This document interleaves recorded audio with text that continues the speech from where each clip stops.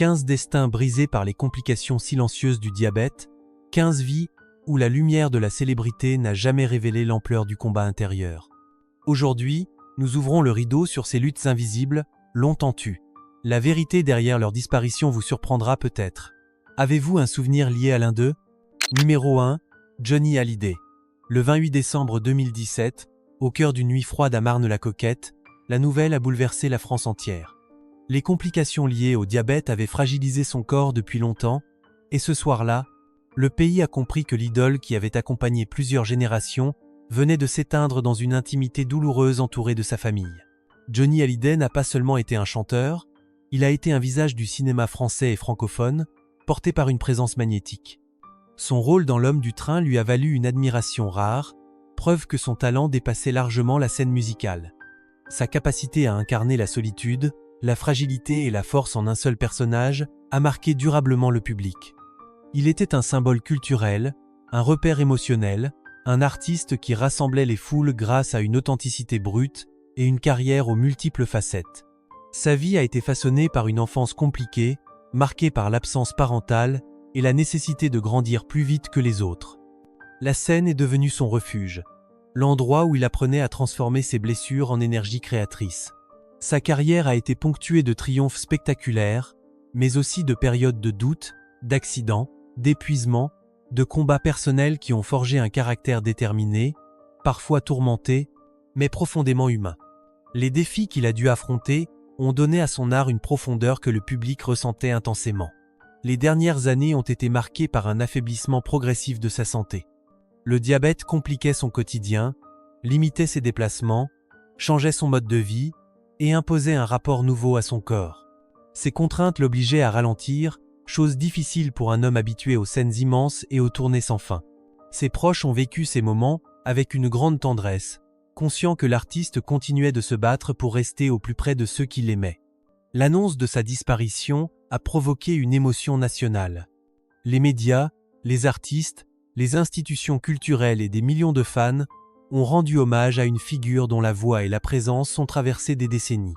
Sa place dans le paysage artistique reste indélébile. Johnny Hallyday demeure une légende dont la lumière continue d'accompagner la mémoire collective française. Numéro 2. Robin Williams. Le 11 août 2014, dans la tranquillité apparente d'une journée d'été en Californie, la nouvelle de sa disparition a parcouru le monde. Les complications liées au diabète faisaient depuis plusieurs années partie de son quotidien, fragilisant son organisme et pesant sur son énergie. Ce jour-là, des millions de personnes ont eu l'impression de perdre un ami proche, tant sa présence avait marqué la culture populaire, y compris en France où il était adoré. Robin Williams a construit une carrière unique, fondée sur une capacité rare à passer du rire le plus éclatant à l'émotion la plus profonde. Le public français garde en mémoire ses rôles dans Le Cercle des poètes disparus, Madame Doubtfire ou encore Good Morning Vietnam. Son jeu mêlait une spontanéité explosive à une sensibilité sincère. Il avait le don de transformer chaque scène en moment de vérité humaine, ce qui lui a permis de devenir bien plus qu'un acteur. Il est devenu un symbole de liberté artistique, une figure dont la voix résonnait bien au-delà des écrans. Sa vie réelle était marquée par de nombreux contrastes. Sa jeunesse avait été façonnée par une imagination débordante et une sensibilité parfois difficile à apprivoiser. Son ascension fulgurante dans le monde du spectacle l'avait placé au centre de toutes les attentions, mais il devait composer avec des défis intérieurs que peu de gens percevaient. Ses engagements humanitaires, sa générosité discrète, ses moments de doute et ses périodes de retrait témoignaient d'une personnalité riche et intense. Ses rencontres avec les soldats américains, ses tournées auprès des enfants hospitalisés et son écoute envers les autres avaient forgé une image profondément humaine. Les dernières années de sa vie furent marquées par une fatigue persistante, par des limites physiques qui ne correspondaient pas à l'énergie débordante qu'il avait toujours donnée au public. Le diabète compliquait sa santé générale, entraînait des journées plus difficiles, réduisait sa capacité de travail et pesait sur sa clarté mentale. Sa famille ressentait ces changements, consciente que son corps lui imposait désormais un rythme qu'il n'avait jamais connu.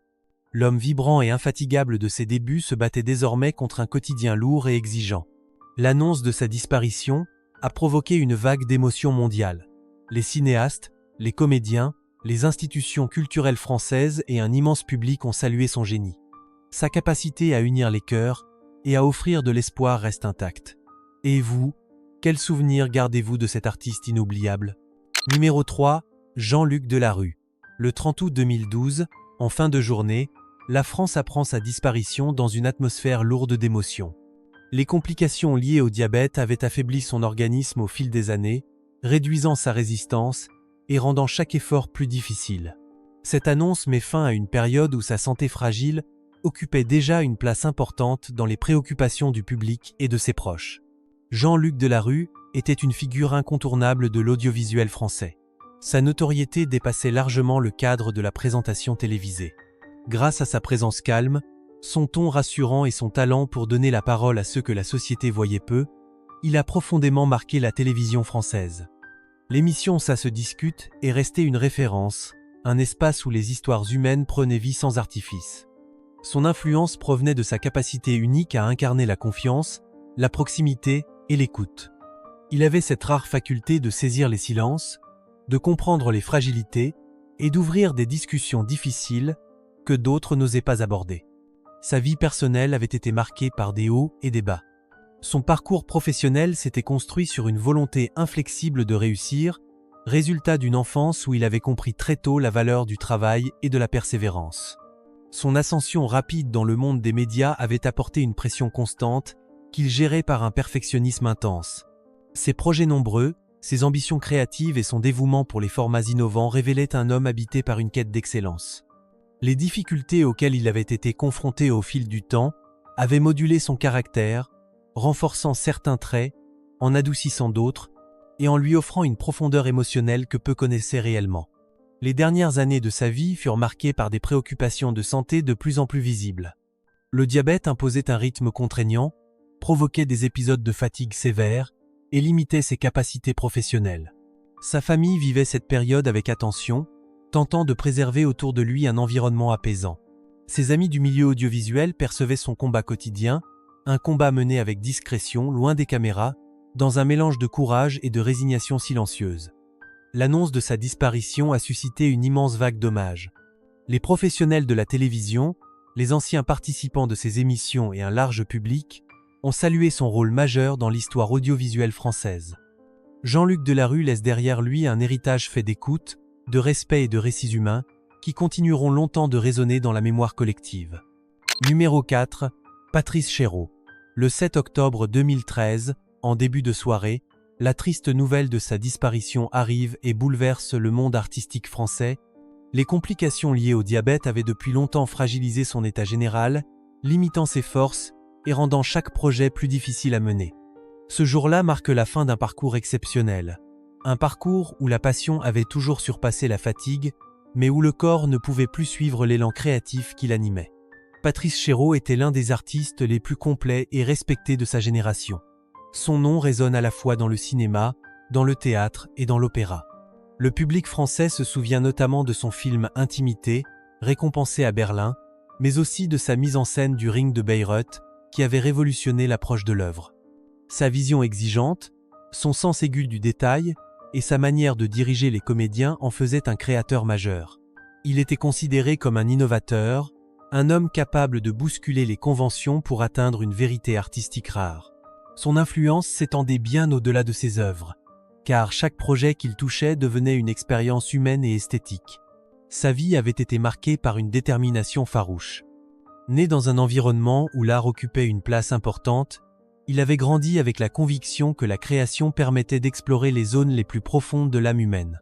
Ses débuts au théâtre avaient été fulgurants, portés par une audace qui surprenait autant qu'elle captivait. Les défis qu'il avait rencontrés, qu'ils soient personnels ou artistiques, avaient façonné une personnalité sensible, parfois tourmentée, mais toujours sincère.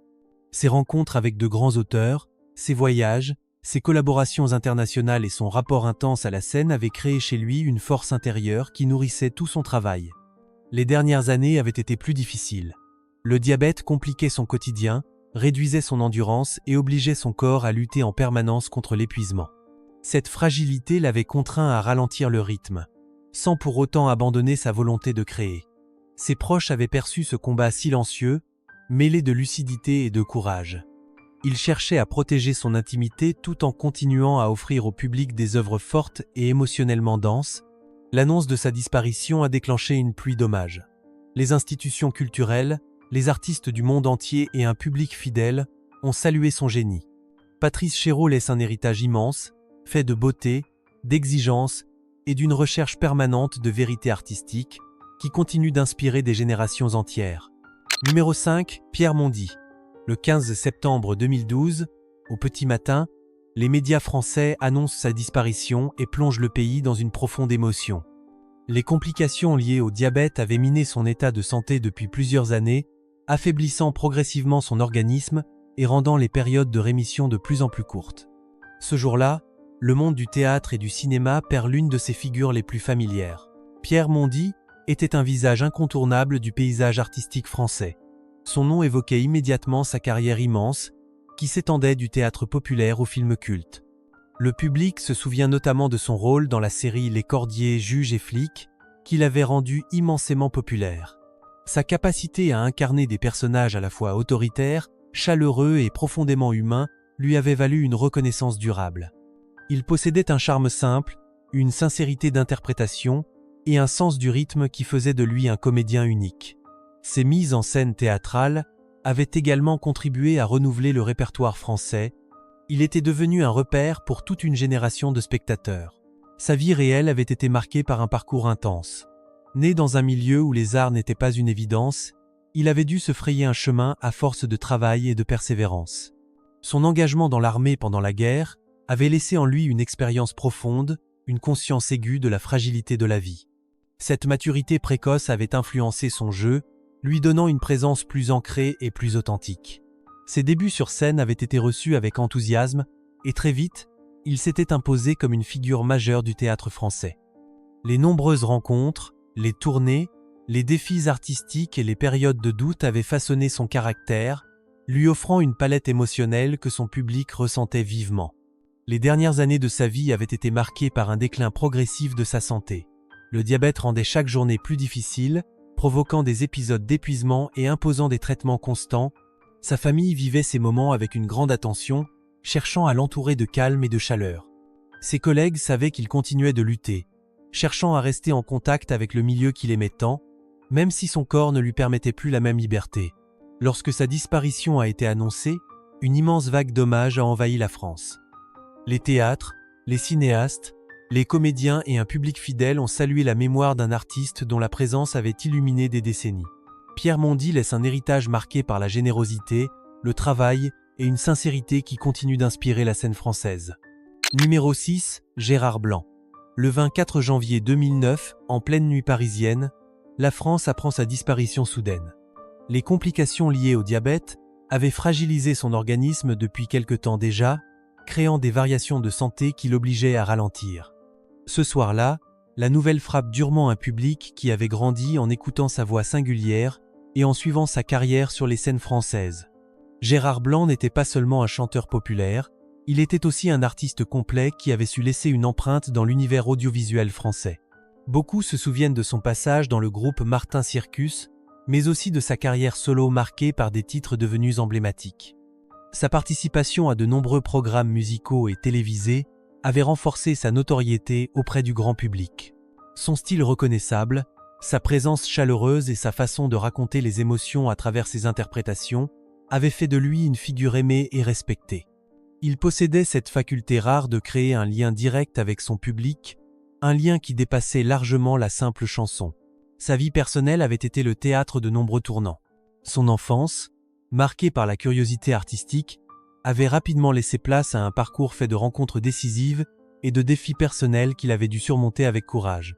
Son long cheminement dans le monde de la musique l'avait forgé, lui donnant la maturité et la solidité nécessaires pour affronter les aléas d'une carrière exigeante. Son évolution artistique, ses collaborations importantes et ses périodes de remise en question avaient contribué à définir un homme sensible et profondément attaché à la création. Les difficultés qu'il avait rencontrées, tant dans sa vie privée que dans sa carrière, avaient enrichi son art et renforcé son identité d'interprète. Les dernières années avaient révélé une fragilité de plus en plus visible. Le diabète imposait un cadre médical strict, accompagné de fatigue, de restrictions et d'adaptations continuelles. Cette maladie modifiait son rythme de vie, limitait certains projets et l'obligeait à accorder davantage d'attention à son corps. Sa famille l'accompagnait dans cette période sensible, cherchant à maintenir autour de lui un équilibre rassurant. Malgré ces contraintes, il continuait de nourrir un profond attachement au public et à la scène. L'annonce de sa disparition a suscité de nombreux hommages. Les artistes, les médias et un public fidèle ont salué la mémoire d'un homme dont la voix résonnait encore dans les esprits. Gérard Blanc laisse derrière lui une trace lumineuse dans la chanson française. Et vous, que retenez-vous de cet artiste qui a marqué tant de moments de vie? Numéro 7, José Luis de Villalonga. Le 30 janvier 2007, au calme de son domicile à Andrax, sa disparition est annoncée et touche profondément les passionnés de cinéma. Les complications liées au diabète avaient affaibli son organisme depuis plusieurs années, provoquant des épisodes de grande fatigue et limitant progressivement son activité. Ce jour-là, le monde européen du cinéma perd l'un de ses visages les plus élégants et les plus singuliers.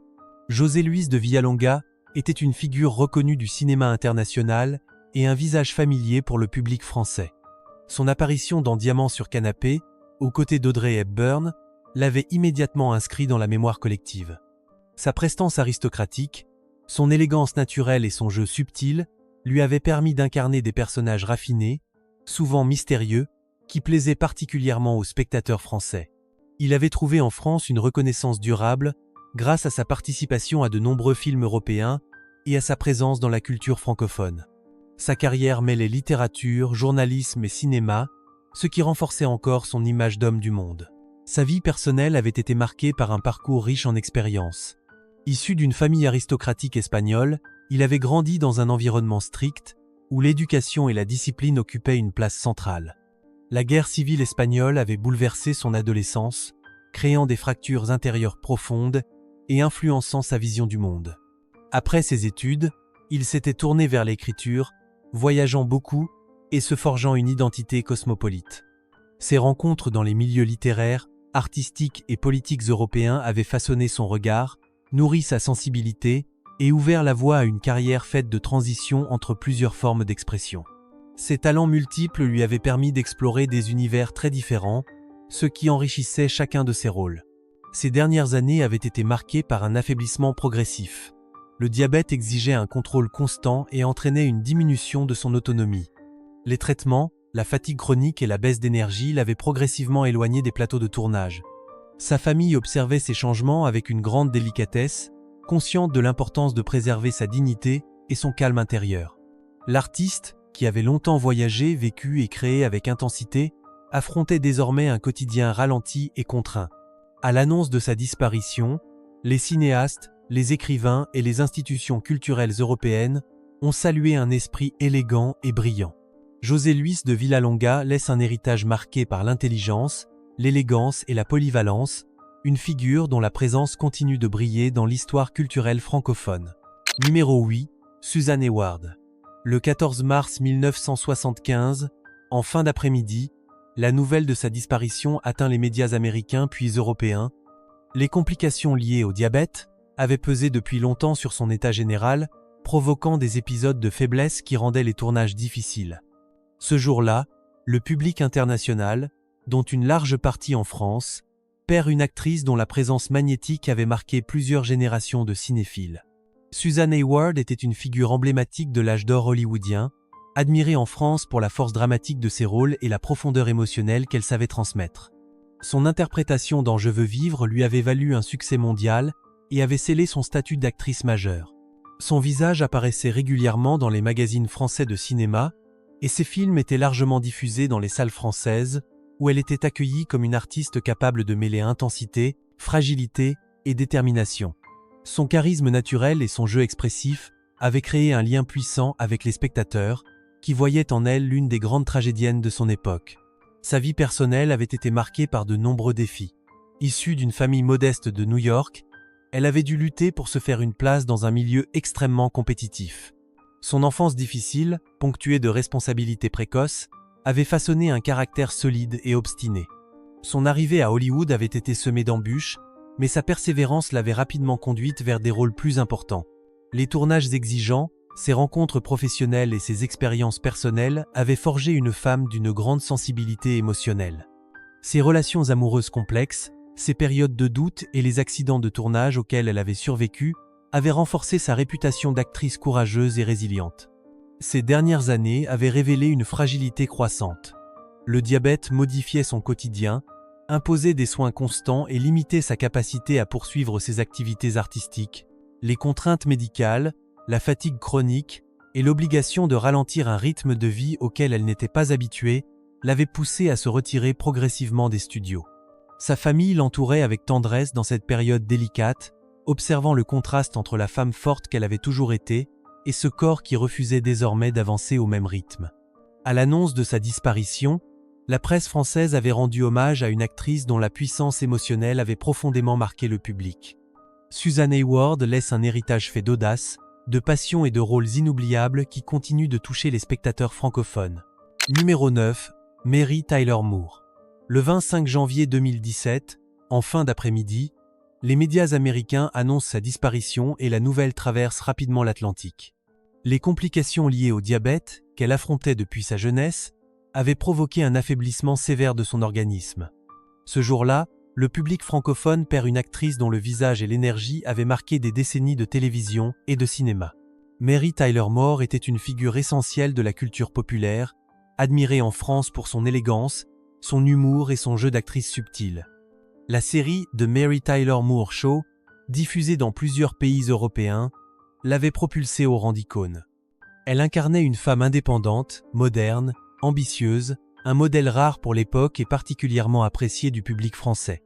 Son interprétation dans Des gens comme les autres lui avait permis de montrer une profondeur dramatique impressionnante, renforçant l'admiration du monde du cinéma. Sa capacité à passer de la comédie à un registre beaucoup plus intime témoignait d'un talent polyvalent et sincère. Elle avait su toucher les spectateurs par son authenticité et sa présence lumineuse. Sa vie personnelle avait été marquée par de nombreux défis. Issue d'une famille modeste, elle avait dû travailler dès son adolescence pour aider les siens.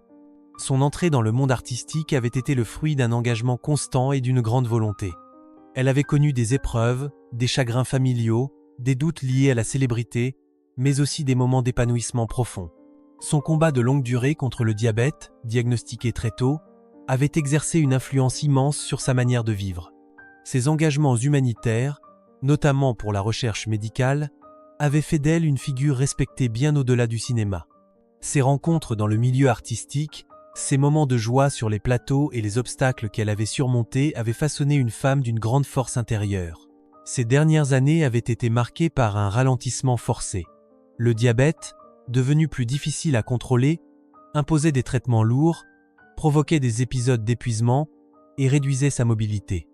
Elle avait dû se retirer progressivement de la scène artistique. Sa famille et ses proches prenaient soin d'elle avec douceur, observant les changements qu'imposait la maladie à une personnalité autrefois pleine de vivacité. La femme qui avait fait rire et rêver des millions de téléspectateurs affrontait désormais un quotidien exigeant et fragile. L'annonce de sa disparition a déclenché une vague d'hommages profonds en France. Les critiques, les chaînes de télévision et un public fidèle ont salué une artiste dont la modernité et le courage avaient laissé une empreinte durable.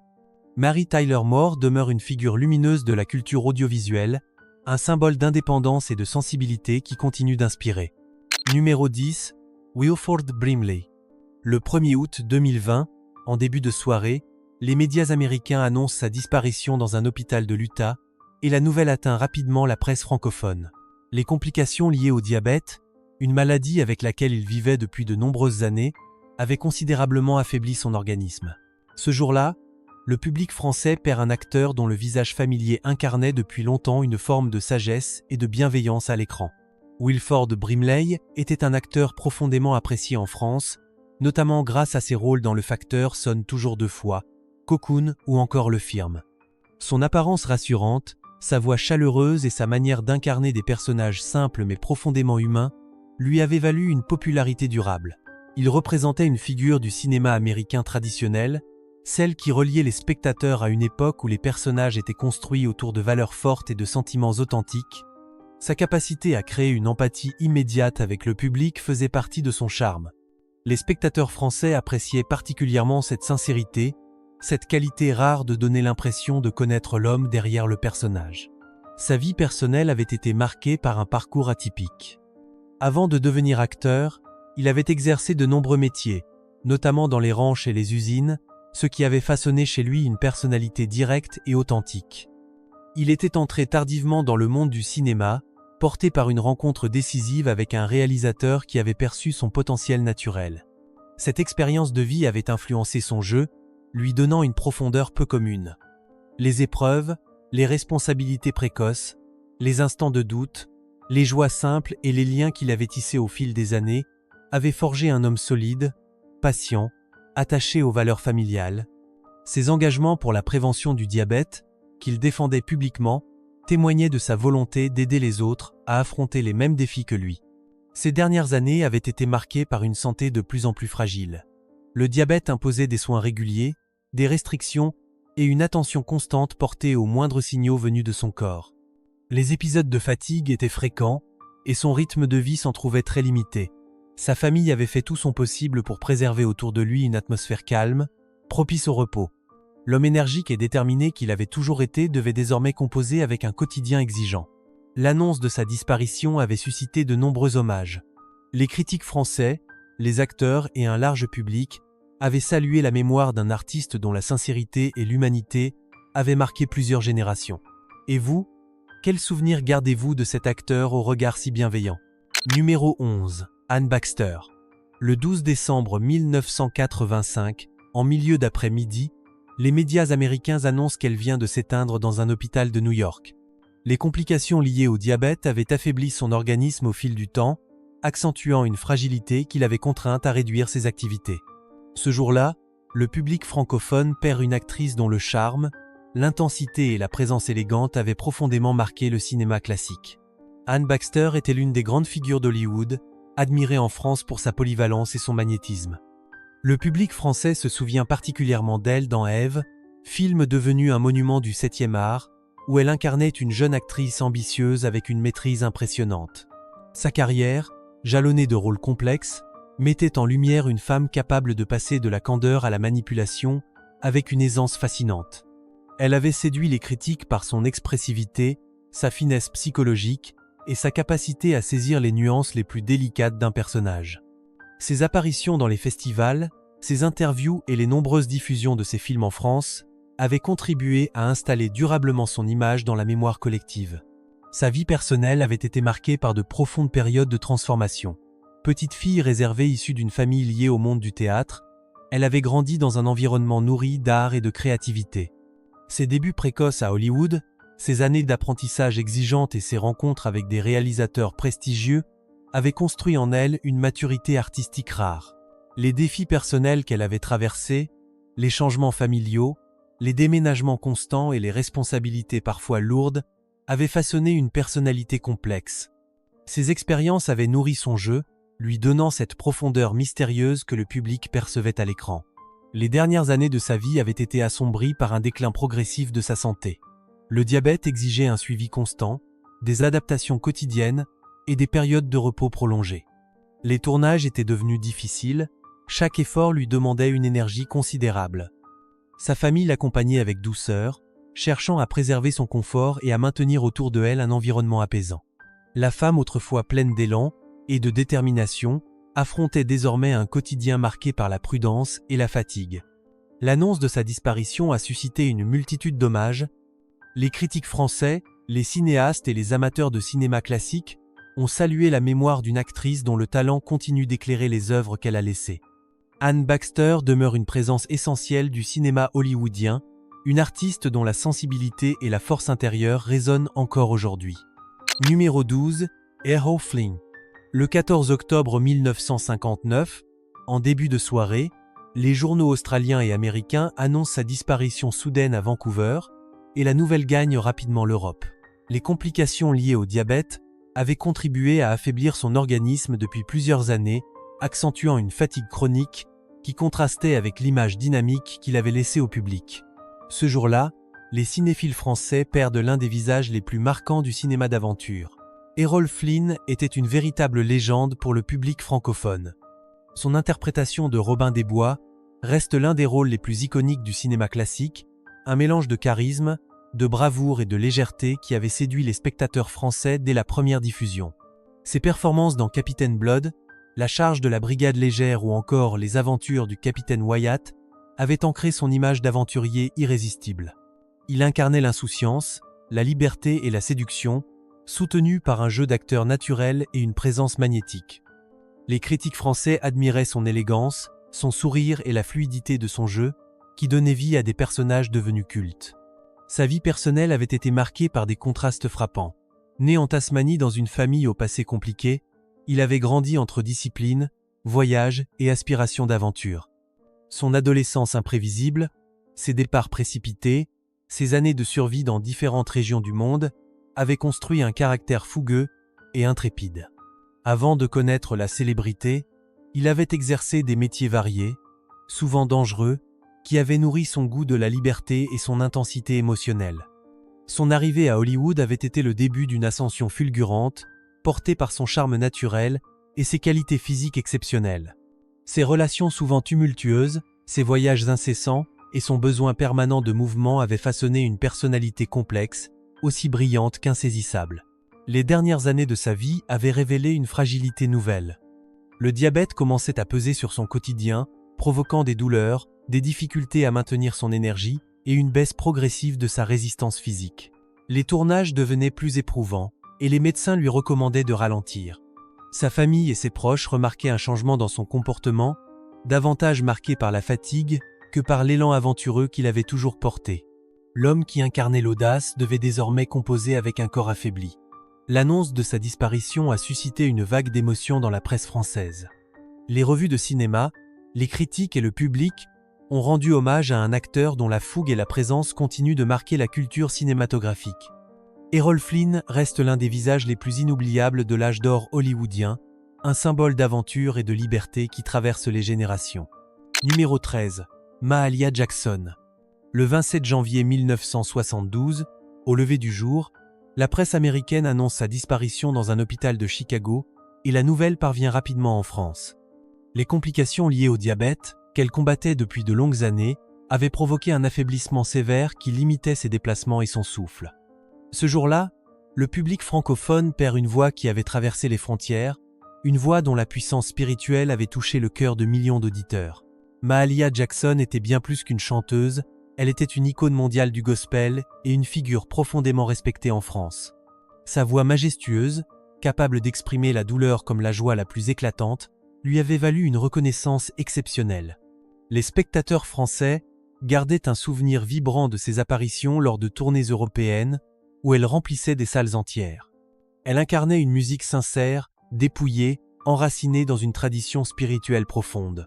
Sa prestation lors de la marche de Washington, où elle avait encouragé Martin Luther King à développer son discours devenu historique, avait renforcé son statut d'artiste engagé et d'inspiration universelle. Sa vie personnelle avait été façonnée par la difficulté dès l'enfance. Née dans un quartier défavorisé de la Nouvelle-Orléans, elle avait connu très tôt la dureté de la vie et la nécessité de s'appuyer sur la foi pour avancer. La musique avait été son refuge, un espace où elle pouvait exprimer des émotions qui dépassaient les mots. Son ascension avait été graduelle, soutenue par une persévérance admirable et par une conviction intime que sa voix pouvait apporter réconfort et lumière. Les voyages, les rencontres marquantes, les défis inhérents aux tournées et son engagement constant dans le mouvement des droits civiques avaient façonné une personnalité forte et généreuse. Les dernières années de son existence avaient été marquées par un combat difficile. Le diabète provoquait des épisodes de grande fatigue, limitait ses prestations et imposait des soins lourds. Elle devait renoncer progressivement aux tournées qui avaient longtemps rythmé sa vie. Sa famille et ses proches l'accompagnaient discrètement, cherchant à préserver son énergie et son bien-être. La femme qui avait porté tant de chants de joie affrontait désormais un quotidien plus restreint et fragile. L'annonce de sa disparition déclencha une profonde vague d'émotions en France. Les critiques musicaux, les radios et un public fidèle rendirent hommage à une voix unique dont l'écho résonne encore aujourd'hui. Mahalia Jackson laisse un héritage spirituel et artistique immense, un symbole de courage et de ferveur qui continue de bouleverser les générations. Numéro 14. Delta Burke. Le 28 février 2020, en milieu d'après-midi, la presse américaine annonce que son état de santé s'est brusquement aggravé à la suite de complications liées au diabète qu'elle combattait depuis de longues années. Les informations relayées évoquent une dégradation progressive de son organisme, marquée par une fatigue sévère, une immobilité croissante et des soins médicaux de plus en plus lourds. Ce jour-là, Le public francophone qu'il avait connu grâce aux diffusions régulières de séries américaines ressent une profonde inquiétude en apprenant que la comédienne traverse une épreuve particulièrement difficile. Delta Burke était une figure bien identifiée du paysage télévisuel francophone, notamment grâce à son rôle marquant dans la série Femmes d'affaires et Dames de cœur, qui avait rencontré un large succès en France. Elle incarnait avec une aisance remarquable des personnages drôles, attachants et dotés d'une grande sensibilité. Son jeu, mêlant humour, vulnérabilité et élégance, avait séduit un public qui voyait en elle une actrice capable de donner vie à des figures féminines fortes et pleines de nuances. Sa présence à l'écran, son sourire distinctif et sa manière d'apporter une profondeur inattendue à des rôles parfois légers faisaient d'elle une artiste précieuse dans l'univers télévisuel international. Sa vie personnelle avait été marquée par des épreuves importantes. Née dans un environnement modeste, elle avait dû affronter très tôt des responsabilités lourdes et des situations complexes qui avaient forgé son caractère et sa résilience. Son entrée dans le monde du spectacle avait été le fruit d'un travail constant, motivé par une volonté de s'exprimer artistiquement malgré les obstacles.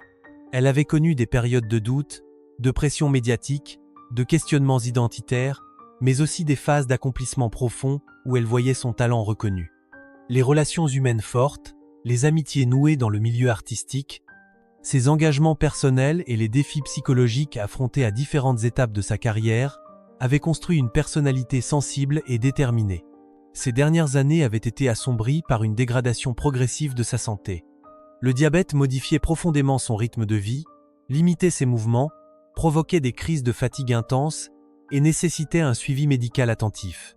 Les tournages étaient devenus difficiles, puis impossibles, et elle avait été contrainte de se retirer de la vie publique. Sa famille veillait sur elle avec une attention constante, cherchant à préserver sa tranquillité et son intimité.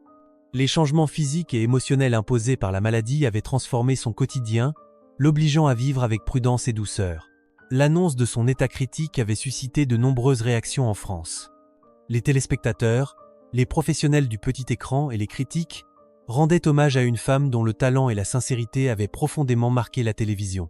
Delta Burke demeure une figure attachante, admirée pour sa force intérieure et son authenticité, une artiste dont la présence continue d'habiter la mémoire des amoureux de séries.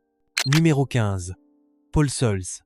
Le 27 mai 2021, en fin de journée, les médias canadiens annoncent sa disparition dans un établissement de soins de Toronto et la nouvelle rejoint rapidement la presse francophone. Les complications liées au diabète, présentes depuis de nombreuses années, avaient affaibli son organisme et rendu son quotidien de plus en plus exigeant. Ce jour-là, le public francophone perd une voix et un visage familier, lié à des générations entières de téléspectateurs qui avaient grandi avec ses rôles. Paul Soles était une figure très respectée du cinéma et de la télévision nord-américaine, dont la notoriété avait largement traversé les frontières grâce aux diffusions régulières en France. Il était particulièrement connu du public francophone pour son travail dans le doublage et dans des productions emblématiques, notamment la série animée consacrée à l'homme araignée dans les années 60. Sa voix singulière, sa précision d'interprétation et son talent pour transmettre de l'émotion même derrière un micro avaient fait de lui un artiste incontournable. Sa présence dans des films, des séries et des productions théâtrales avait renforcé son aura d'acteur polyvalent, capable de passer d'un registre à l'autre avec une aisance remarquable. Sa vie personnelle était marquée par un parcours riche, jalonné d'apprentissage et de défis. Il avait grandi dans un environnement où l'expression artistique occupait une place importante. Sa curiosité naturelle l'avait poussé très tôt vers le théâtre, puis vers la radio, un milieu dans lequel il avait appris à maîtriser sa diction, son souffle et l'art subtil de raconter sans montrer. Ses rencontres avec des réalisateurs renommés, ses expériences sur les plateaux, ses engagements dans des projets ambitieux et ses périodes de doute avaient façonné une carrière solide. Au-delà de son talent, il était reconnu pour sa gentillesse, son humilité et son écoute, des qualités humaines qui touchaient profondément ses collègues et son public. Ces dernières années avaient été marquées par un déclin progressif de sa santé. Le diabète imposait des contraintes strictes, des soins réguliers et des journées parfois très éprouvantes. Sa mobilité se réduisait, les activités professionnelles devenaient rares, et il devait composer avec un corps qui réagissait lentement et douloureusement aux efforts. Sa famille, très présente, l'accompagnait avec tendresse, cherchant à assurer son confort et à préserver sa tranquillité. Malgré cette fragilité croissante, il continuait de suivre avec passion l'évolution du monde artistique, conservant le regard vif qui avait fait sa réputation. L'annonce de sa disparition a suscité de nombreux hommages. Les professionnels du doublage, les acteurs, les critiques et un public fidèle ont salué l'héritage d'un artiste dont la voix avait marqué plusieurs époques. Paul Saul laisse le souvenir d'un homme généreux et d'un interprète talentueux. Merci d'avoir suivi ce parcours de vie marqué par la passion. Pensez à vous abonner. À très bientôt et prenez soin de vous.